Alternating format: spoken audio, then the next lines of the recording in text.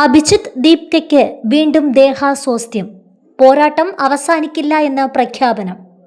Cockroach Janata party സ്ഥാപകൻ അഭിജിത്ത് ദീപ്കയ്ക്ക് വീണ്ടും ദേഹാസ്വാസ്ഥ്യം. മഹാരാഷ്ട്രയിലെ ഛത്രപതി സംഭാജി നഗറിലെ വസതിക്ക് സമീപം തന്നെ കാണാനെത്തിയ സന്ദർശകരോട് സംസാരിക്കുന്നതിനിടെയാണ് ദേഹാസ്വാസ്ഥ്യം അനുഭവപ്പെട്ടത്. സംസാരിക്കുന്നതിനിടെ അഭിജിത്തിന് കടുത്ത അസ്വസ്ഥത അനുഭവപ്പെടുകയും തുടർന്ന് ഛർദ്ദിക്കുകയുമായിരുന്നു. സമീപത്തുണ്ടായവർ ഉടൻ തന്നെ അദ്ദേഹത്തെ സുരക്ഷിത സ്ഥാനത്തേക്ക് മാറ്റി. ജന്തർ മന്ദറിൽ CJP നടത്തിയ പ്രക്ഷോഭത്തിനിടെ അഭിജിത്തിന് ടൈഫോയിഡ് സ്ഥിരീകരിച്ചിരുന്നു.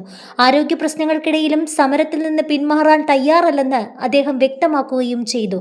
പ്രതിഷേധം അവസാനിച്ചതിന് പിന്നാലെയാണ് CJP അധ്യക്ഷൻ സ്വന്തം വസതിയിലേക്ക് മടങ്ങിയത്. വീട്ടിലെത്തിയിട്ടും ചികിത്സ തുടരുന്നുണ്ടെന്ന് അദ്ദേഹത്തിന്റെ അനുയായികൾ സമൂഹ മാധ്യമങ്ങളിലൂടെ വെളിപ്പെടുത്തിയിരുന്നു. ടൈഫോയിഡ് ബാധിച്ച ശേഷവും അഭിജിത്ത് അനുയായികളുമായി തുടർച്ചയായ കൂടിക്കാഴ്ചകൾ നടത്തുകയും വിവിധ പരിപാടികളിൽ പങ്കെടുക്കുകയും ചെയ്തിരുന്നു.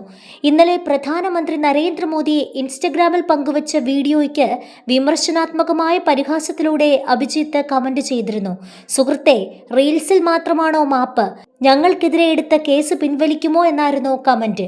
നിലവിൽ അഭിജിത്തിന്റെ ആരോഗ്യനില നിരീക്ഷണത്തിലാണെന്നും ചികിത്സ തുടരുകയാണെന്നാണ് റിപ്പോർട്ട്. ആരോഗ്യ പ്രശ്നങ്ങൾക്കിടയിലും തന്റെ പൊതുപ്രവർത്തനങ്ങൾ തുടരുമെന്ന നിലപാടിലാണ് അദ്ദേഹം.